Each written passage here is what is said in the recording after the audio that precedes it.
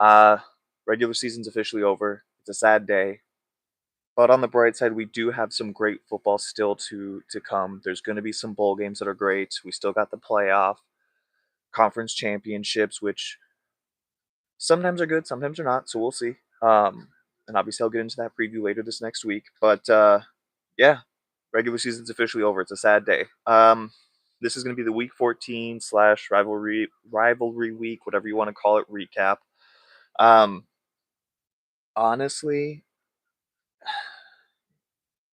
college football is like pizza, where, and I've said this before, where even bad football is still good football.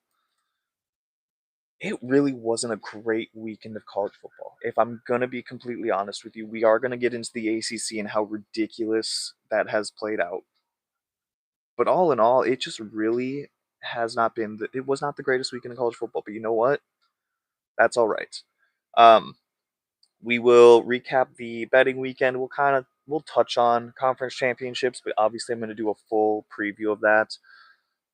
We will touch on Lane Kiffin briefly, but again, who knows what's going on with that. And then recap the betting. I think I already said that. And then finish off with Dude, Are You High? So let's not waste any more time. Let's have a good wake and bake sesh and get right into it.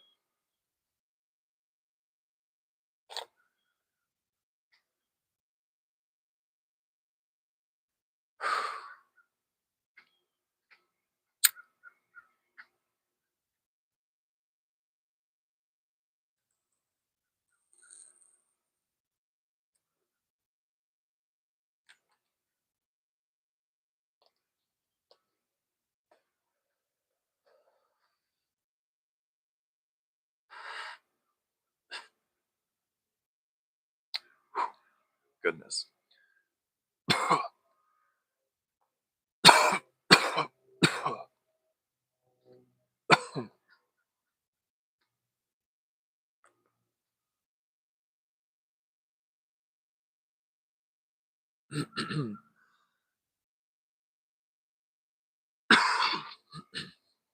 All right.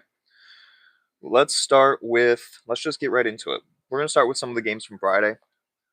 Number 3 Texas A&M 17, number 16 Texas 27. When I previewed this weekend, I told you Texas was going to win this game. It's just the way that A&M had been playing as of late, their SEC schedule, Marcel Reed just not consistent. All of that played into, I think Texas might win this game. Arch Manning had looked good going into this game. Now, he didn't have the greatest game this weekend. But all of that I just had a feeling that Texas A&M was still going to lose. Now, they're still going to make the playoff. They're not going to compete for an SEC title. They're not going to finish the season undefeated. They did not get to beat their rival, but they are still going to make the playoffs. So the season is still a success, obviously. But what a disappointing end for them. Something that had not happened really all year that happened in this game. Texas had success in the run game. That does not happen for Texas. Wisner had 19 carries, 155 yards, didn't have any touchdowns. Arch Manning, he was having a lot of success on the ground as well. And this Texas defense, they played great. Now, Marcel Reed didn't turn the ball over till like late in the game when they were trying to come back. Some pretty bad throws, if you ask me, which is not shocking with Marcel Reed. He does that. He has a lot of throws every single game where you're just like, oof, that was ugly. He's just never consistent from start to finish. And I understand few quarterbacks are, but for him to be getting for an undefeated team or going into this game was undefeated, to get all the Heisman love that he's giving, he's too inconsistent of a quarterback. Like I mentioned, they're still a shoe-in for the playoffs. They're still going to make the playoffs, but man, the way that this season has kind of ended and looking back as how they didn't play a single team in the top half of the SEC except for Texas and they lost that game. I wouldn't be shocked, depending on the matchup, obviously, if Texas Tech loses right away in the playoffs. But they are going to make the playoffs. That's still great. Number 25, Arizona at number 20, Arizona State. Arizona wins 23-7. You could argue that they should have won by a lot more, that they left points on the field.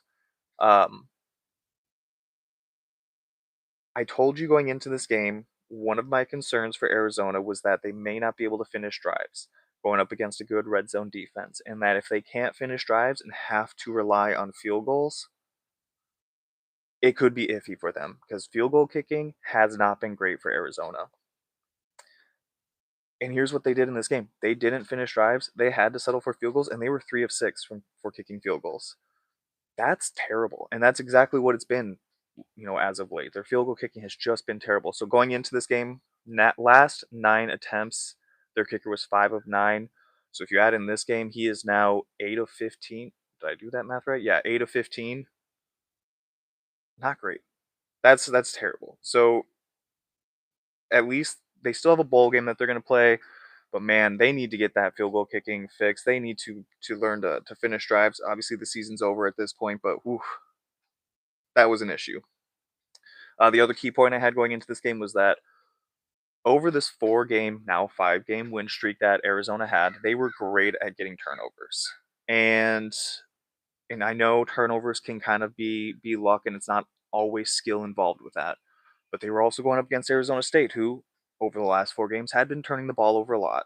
And Jeff Sims is their quarterback. And if you know anything about Jeff Sims, at every stop he's been at, he loves to turn the ball over. And that's exactly what happened in this game. Arizona State turned the ball over 5 times. Jeff Sims with three interceptions, another fumble. You could make an argument that Arizona should have won this game by more. Like I said, all those missed opportunities with the field goals. You forced 5 turnovers. You completely shut down Arizona State's offense. Shout out to Arizona for dominating this game like they did, but more importantly for the turnaround that they had. They started the conference play 1-3, went on a 5-game win streak to end the season. There was talks going into the season that Brent Brennan was possibly going to be fired halfway through the season if this season wasn't good. Um, and the way the season started out, there was still talk, hey, he's probably getting fired this year. And then they finished the season like they did. Shout out to Arizona. Shout out to Brent Brennan. What a great end of the season. And obviously, they still have a bowl game to play. I feel like they're probably going to get a pretty decent one. The game Ohio State and Michigan. Ohio State, I told you going into this game, just like we've said for the last 4 that they've lost, there's no way they should lose this game. This is a game that they 100% should win. And every argument you could have made for them winning this game, you could have made for the last 4. And they've lost the last 4. So I made the argument for how Michigan could win this game. Controlling the clock, having success on the ground, as this was the best run game that Ohio State had faced, and that Michigan's defense was the best, one of the best defenses, if not the best, that Julian Sayin had faced, and that if he struggled, couldn't stay on the field, Michigan's offense stayed on the field quite a bit, they could win this game. And 2 drives into the game, you thought, oh no, Julian Sayin throws an interception on his second play of the game, second play of the game. Michigan had already driven down the field, had to settle for a field goal, and you think, ooh, this could get ugly. Ohio State never looked back after that. After that interception, Julian Sayin was phenomenal. Um, Michigan finished with 163 yards of total offense, 100 on the ground, 63 through the air. They only had 39 yards in that second half.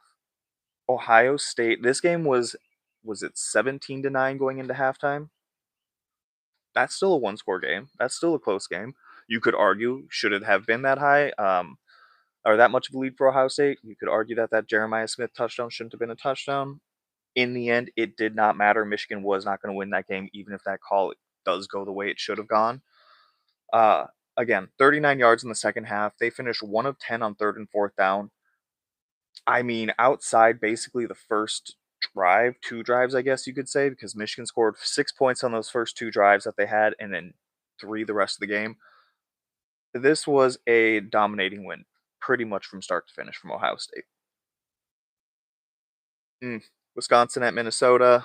Minnesota wins 17-7. This was an offensively, this was an ugly game. If it was a snowy game, which is always fun, but man, this was ugly offensively. Wisconsin, whose offense is absolutely terrible, and I'm not trying to sit here and say that Minnesota's is anything great. Wisconsin's offense has been absolutely terrible, and they did outgain Minnesota in this one. Minnesota only had 218 yards of offense, but they won by 2 scores. Why? Because Wisconsin turned the ball over a bunch. They ended up benching the freshman quarterback that started the game, Carter Smith. Hunter Simmons did finish the game. And you saw the change immediately as soon as Hunter Simmons entered the game, because it was right before halftime that they brought him back in, or brought him in, and immediately, like, a 67-yard bomb. And then they did eventually have Hunter or Carter Smith come back in on that drive to take it in the red zone and try to score. But when Hunter Simmons entered that game, you saw a lot more life from that Wisconsin offense, but still not a great game from them. This game just never really felt in doubt. Wisconsin finishes the season 4-8. They did finish the season pretty strong, though, considering where they started. Minnesota 7-5. They hit the over on Vegas win total. I think it was like 4.5 back in February. Got all the way up to 6.5. I think you could have gotten it at 7.5, which you would have lost if you took the over in that one. But Minnesota 7-5. Still have a bowl game, and I eventually will do a recap of every conference and break down each team and whether it was a successful season or not. But just a little preview of that. I would say it was successful in most aspects. Um, the defense leaves a lot to be desired, but you saw with a redshirt freshman quarterback, there's hope for continued success in the future. Um, but yeah, shout out John Nestor, shout out PJ Fleck, shout out Darius Taylor. What a great win! It's nice to keep the axe in Minnesota. The Iron Bowl, number 10 Alabama 27, Auburn 20. Alabama needed this one if they wanted to make the SEC championship game. Obviously, they won. They are going to be competing for the SEC title. We'll get into who they will be playing later. They got up to a 17-0 lead in this one, and honestly, I kind of thought it was over at that point. I really thought that, well, that's game. And then Auburn bounced back, tied it at 20 with 11:43 left in the game. Ashton Daniels, he had 259 yards on 18 completions. 130 of those came on two plays. So I mean, he basically threw for 130 on 2 throws and then another 129 on 16 others, which is not great. Um, they also had no run game to speak of, so the fact that they were able to tie it at 20 with 11:43 left is just a testament to how not great Alabama was playing at that point, but also Auburn for showing some fight, because they could have just at that point 17-0. It's a rivalry game, but just kind of cruise and get this game over with. Uh, But yeah, this game had no business being this close. Something with Alabama just doesn't feel right as of late. You could argue some rivalry games play into that. LSU you could consider a rivalry game. Um, Obviously Auburn, but Ty Simpson in the offense, they haven't looked great. Feels like something's off with them. Um, we'll get into who they're going to be playing in the SEC championship game. Here's the crazy thing about all these conference championships, by the way, they're all rematches except for the Big Ten, which we'll get into all this later. But yeah, they're all going to be rematches, which is going to be kind of exciting, actually. Virginia and Virginia Tech. I'm going to get into the two. So there's two teams in the ACC that all they had to do was win, and they were in the ACC title game. Virginia and SMU. So we'll cover both those games right now. Virginia wins at home 27-7. This game was over so quick. I'm not even going to get into it too far, because Virginia Tech had their first 2 drives go for 92 yards. One ended on turnover on downs, I believe, and the other one was a missed field goal. After that, they had 8 straight drives that went 3 and out. One of those 3 and outs was a third play throw an interception type deal, but still a 3 and out. That's 3 plays and you're done. 8 straight. And then they finally managed a 5-play, 75-yard drive to score a touchdown on their last drive of the game. This game was over so quick. Virginia, they win. And also, this is a rivalry that over the last 20 meetings, Virginia Tech had won 19. I believe it was 19 of the last 20. Virginia does not win this game very often. So shout out to them for that. And they win it with now a shot to win the ACC. I mentioned the other team that had all they had to do was win and they were in. SMU at California, or Cal. Again, SMU, all they had to do was win. Win, and you're playing for your second consecutive ACC title in just your second year in that conference. And Cal comes away with a 38-35 win. SMU, and here's the thing: when I previewed this game, I struggled previewing this game because I didn't know what Cal we're going to get. Because when Cal, it feels like when they play teams that they have no business beating or they're probably not going to win, we get an outstanding Cal. Sometimes we don't, though. When they're playing a team that they should definitely win, sometimes they show up, sometimes they don't. So you just never know what Cal you're going to get. Plus, on top of that, they just fired their coach. So how does that play out? Do you have a lot of guys just giving up on the season, or do you have a lot of guys who are like, you know what, let's win for our coach? Are they happy that he's gone? Are they not happy? What Cal are you going to get? And we got good Cal this week. Uh, they they almost they almost gave it away because they were leading 31-14 very early in the fourth quarter. And then SMU took the lead back 35-31 with just over 2 minutes. So you just gave up a 17-point lead in the matter of a quarter. But Cal drove down the field, took it back with 43 seconds left. I mean, SMU, they screwed themselves on this one. They really did. Tough break for SMU. Jaron Chiave Sungapulitele, 31 of 40 for 330 yards and 4 touchdowns. I said going into this, SMU has an absolutely terrible pass defense, but Cal doesn't always take advantage of playing a terrible secondary, but they did today or yesterday. Man, tough for SMU. Could have been your second ACC title in 2 years in that conference. So, since Virginia won, they're in the ACC title game.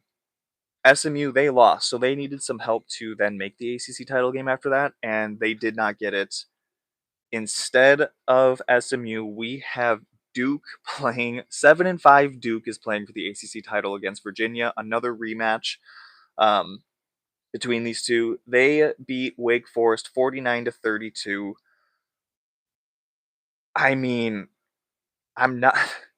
This is absolutely insane. The fact that a 7-5. This is not the first time that we've had like a 7-5, 6-6 team competing for an ACC title game. They're good for this every few years, handful of years. But the fact that we have a 7-5 Duke team competing for an ACC title is still just absolutely wild. If Duke wins the ACC title, because in the college football playoff, they're taking the top 5 conference champions. Is Duke one of the best 5 conference champions? Obviously, the American champion is going to get in there, but if JMU wins theirs, are they in over Duke? That is a discussion that is going to be had if Duke does pull out this game. Now, that being said, I am backing Virginia in this one. I think Virginia is going to win. They won the first meeting. I feel like they're going to win this matchup, but it's the ACC. You never know. If Duke wins, though, I don't know that they make the playoff. It would be absolutely insane. And people are going to riot if Duke wins. They're going to be so upset.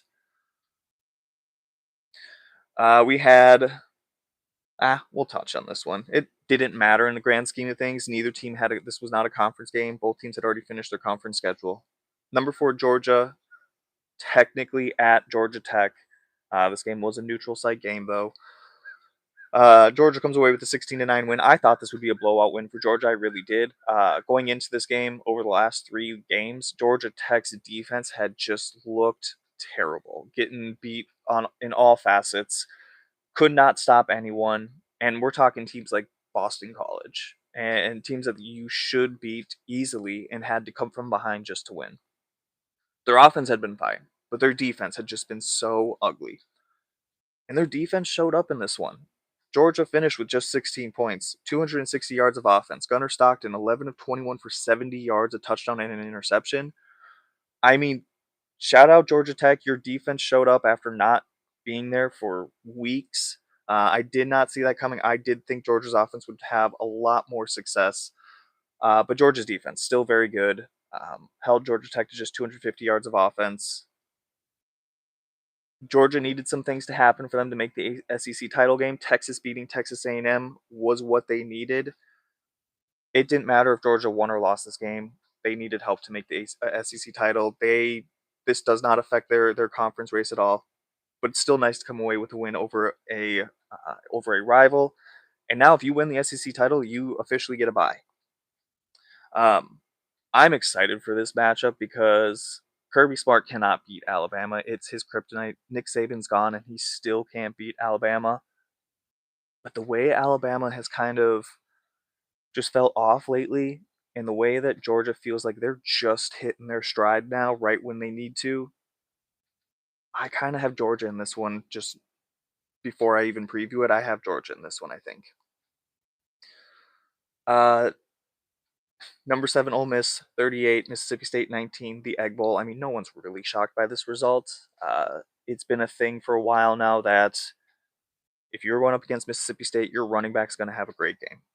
Kawan Lacey kept up that trend, 27 carries, 143 yards, and a touchdown. But Ole Miss still got it done through the air as well. Trinidad Chambliss finished with 359 yards and 4 touchdowns. This Mississippi State defense just had absolutely just no answer for Ole Miss offense. If there's because this is the end, Mississippi State. I predicted that they were going to make a bowl game. Like beginning of the season, I said that didn't come true. They finished 5-7, so they will not be playing in a bowl game. So this was your last game.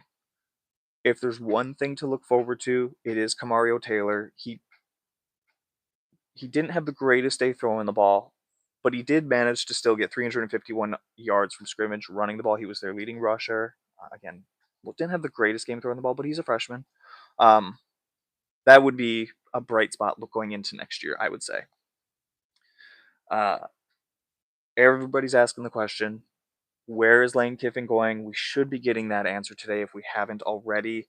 I have not been on any social media before coming on here, so I don't know. Maybe as I'm saying this right now, he's already announced he's going to LSU or that he's staying at Ole Miss. I don't know.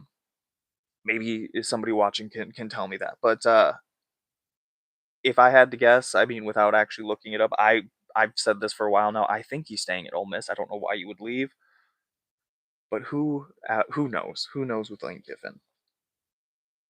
Already talked about Ohio State winning and they needed to get into the Big Ten title game.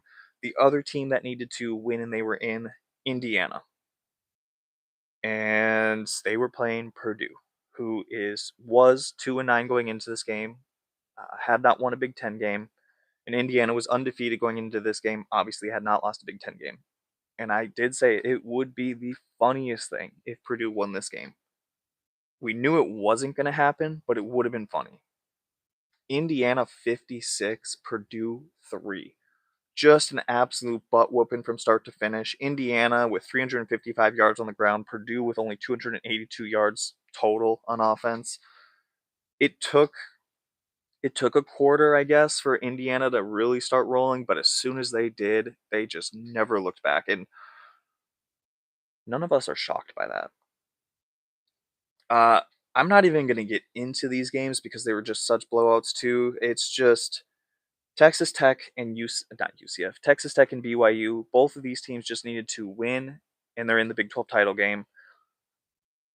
And Texas Tech was facing West Virginia, and BYU was facing Central Florida.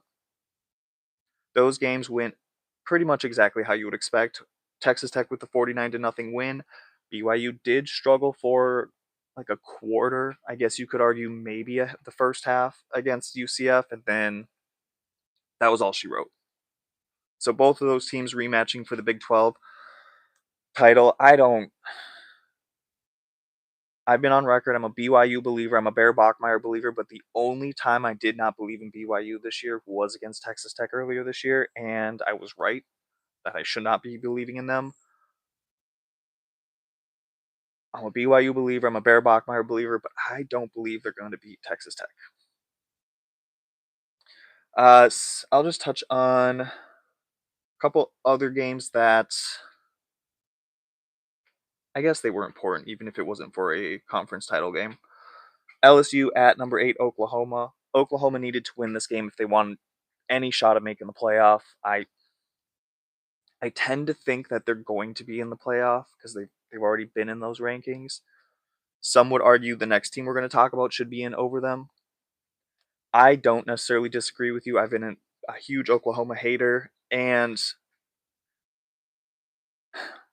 I can't stand Oklahoma, and it has nothing to do with anybody on the team or the team themselves. It's that of all the social media, you're never going to have the greatest interactions every single time.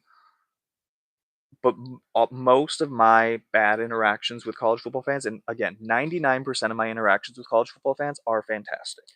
Um, yes, there's going to be shit talking here and there, a little bit here and there, but it that's what happens. But the worst interactions I've ever had, 90% of them are all Oklahoma fans, unfortunately. So I want Oklahoma to lose every single game I watch. But here's the thing, I'm petty enough where I want them to win enough to make the playoffs and then just get dominated by whoever they face. Is that petty? Sure, but do I really care? No.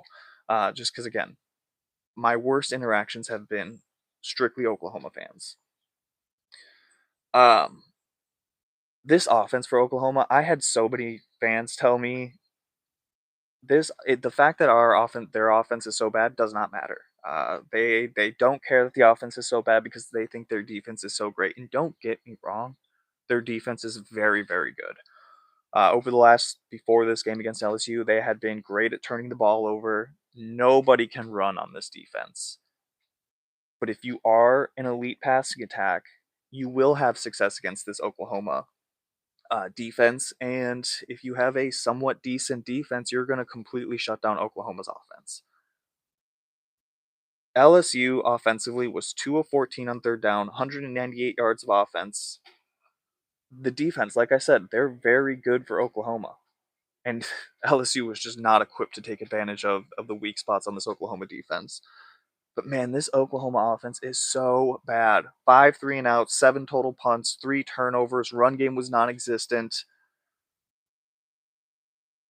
Oklahoma should be in the playoff based on where they've already been ranked, how they finished the season. They're a 10-2 team. But depending on, I don't know, because the next team we're going to talk about, Vanderbilt. Well, you know what? Let's just get into it. Vanderbilt and Tennessee. Vanderbilt 14 is the 14th team in the country. So they're just on the outside looking in. Tennessee 19th, which they really didn't had no shot of making the playoff. Vanderbilt comes away with a 45-24 win. And you could argue the way that they were dominating this game, especially in that second half, if they had just gotten off to a little bit of a better start at the beginning of the game, they would have won this game by a lot more. Because they had a couple of bad turnovers in that first half. Diego Pavia had a couple bad turnovers in that first half, or I don't remember if the fumble was his or not. Either way, it doesn't matter. 2 bad turnovers in that first half. This game was 21-21 at halftime, and then Vanderbilt outscored Tennessee 24-3 in that second half. Diego Pavia finished with 268 yards through the air, 165 on the ground, 2 touchdowns. I mean, this Tennessee defense, they're so bad. They are just so bad. After being so good last year, they are so bad this year. And I know that this was not a rebuild year is not the correct terminology. Um, but this was going to be a year that was going to be a rebound year. Next year is what I would be looking forward to as a Tennessee fan. Just with what you lost this offseason and the drama with Nico leaving, bringing Aguilar in late, this was always expected to be an 8-4, 9-3 season, and that's exactly what it was. But Vanderbilt 10-2, Oklahoma 10-2. Who deserves to be in the playoff? I personally would rather have Vanderbilt in over Oklahoma just because I do think Vanderbilt will give us a better game than Oklahoma. It would not be fair, but I would love to see an Oklahoma Vanderbilt head to head matchup to get a playoff spot. Because I do think Vanderbilt would win that game. I do. Again, I would rather have Vanderbilt in over Oklahoma, but I don't think it's going to happen. Number 6, Oregon at Washington, 26-14 win. I mean, this was a game that was never really in doubt, in my opinion. Even when Washington scored in the fourth quarter to make it a 19-14 game, I still really wasn't nervous that Oregon was going to lose this game. And then they scored like a minute later and took a 2-score lead, and that was it. Um, I've been saying this for the last week or two. Oregon's has not been healthy, but when they get healthy, they're a scary team, and they're going to be a scary team. They are an 11-1 team. Their only loss is to Indiana, who's playing for the Big Ten title game and is undefeated. Oregon is not a team I would want to face in the playoffs. I don't think. Okay, so Georgia is probably, is I've been saying it for the last week or two, is a team that seems like they're just hitting their stride now and is not a team I would want to face in the playoff. Obviously, Ohio State is another team, just the way they've dominated this whole season. Some may argue Indiana. I guess I could see that. But man, the way that Oregon is not even healthy, still just hitting their stride right now and having some great wins, to be honest. Oregon's not a team I would want to face in playoffs. I would say them, Georgia, and maybe Ohio State are the scariest teams right now. If Oregon can get healthy before the playoffs, watch out for them.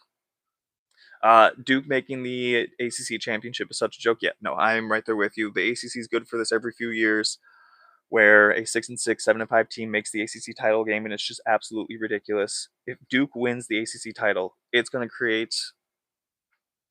It's going to be a disaster, especially if they decide that Duke is one of the 5 best conference champions. Ultimate chaos if Duke wins that ACC title game. All right, betting recap. Went 6-5 this week. My favorite 5 bets went 3-2. Iowa -5.5. Iowa over 174.5 rushing yards. Those hit. Ole Miss over 172 rushing yards. That hit no problem. Texas money line hit. Oregon -6.5. Minnesota money line. Tennessee -2.5 was a tough one. Penn State -13.5, also tough. Michigan over 119.5 rushing yards. That one hurt because they had 108, like just after halftime or going into halftime or something like that. And then they just could not get those final 12 yards and actually lost 8 yards the remainder of the game. Michigan first half +6.5. That one also hurt with that Jeremiah Smith touchdown not getting turned over or overturned. Washington under 25.5 rushing yards, not great. Yeah, just 6-5 is not good, but it's also not terrible, so we'll take it. The Power 4 moneyline parlay, man, that was also brutal. Iowa hit, Clemson hit, Arizona hit. Just needed Tennessee to pull off the win, and they could not do it against Vanderbilt. Brutal. All right. Finishing up with the final segment. Dude, are you high? This week, and this was a no-brainer in my opinion, Sean Barham. What an absolutely boneheaded play. If you didn't see it, he headbutted a ref. It may have not have been a hard headbutt or one enough, to draw blood or knock the ref out or anything crazy like that. Enough that he should have been ejected. It just absolutely dumb, dumb, dumb move. The ref, just because you never make contact with a ref. We have seen refs throw flags for that, for just the pettiest things. A guy accidentally bumps them as they're walking backwards, stuff like that, and they'll throw a flag and get you. But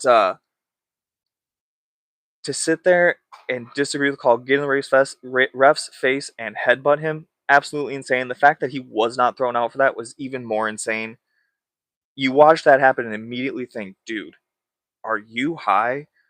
Just one of the dumbest moves I've ever seen from a player. Anyways, thank y'all for joining me. I hope you enjoyed. Like and subscribe. It wasn't the greatest weekend of college football, a lot of blowouts, but just like pizza, bad football, still good football. So I'll be back later this week to preview conference championship week. But yeah, have a good week.